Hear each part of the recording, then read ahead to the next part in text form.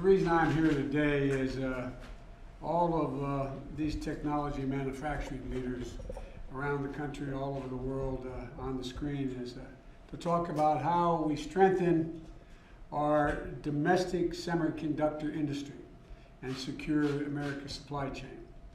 This is an issue that has broad support in the United States Congress. We talked about whether or not we're doing anything in terms of bipartisanly.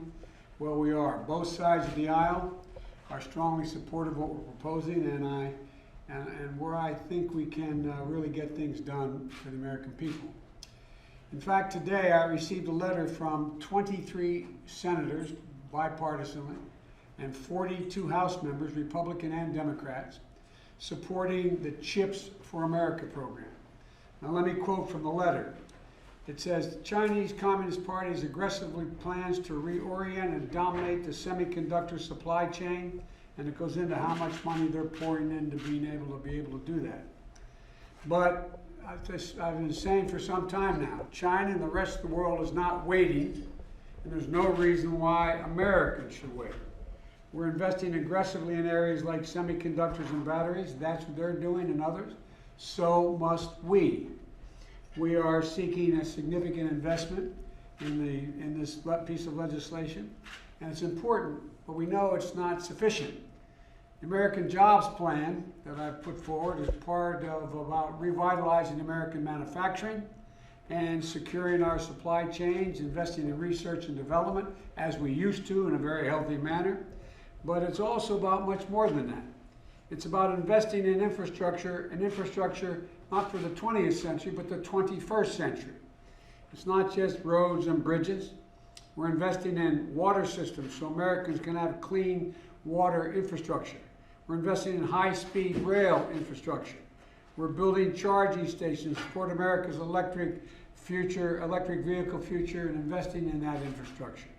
And building out American supply chains so we never again are at the mercy of another country or any other nation for their critical needs. That's what we mean by investing in infrastructure. And we're investing in a more resilient grid.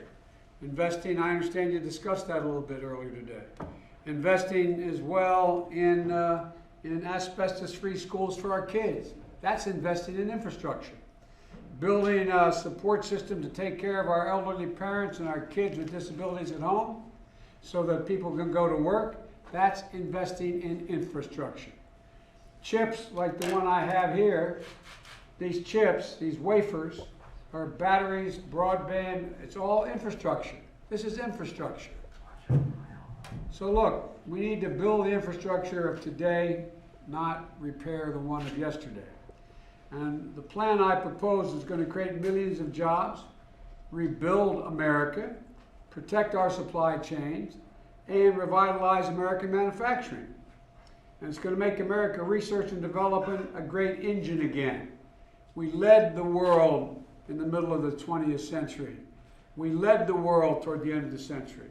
We're going to lead the world again. We're going to lead it again in the 21st century. We have the best minds in the country. Many of them are on the screen right now. And they know better than anyone that our competitiveness depends on where you invest and how you invest.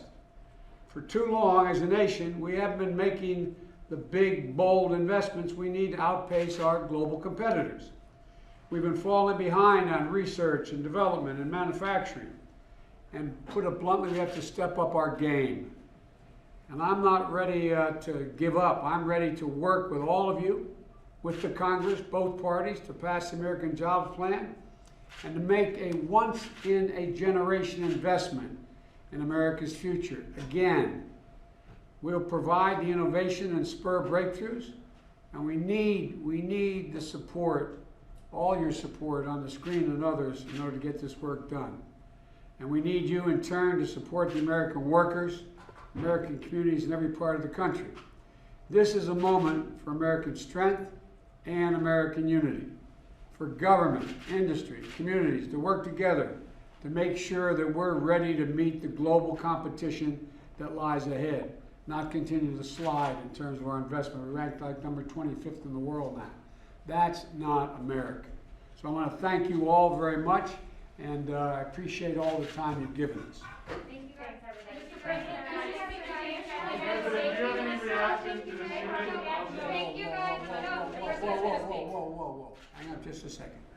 Mr. President, would you wait, like to wait, speak to the issue in Minnesota? Wait a second. What I'm going to do, I'm going to see you all again in a few minutes.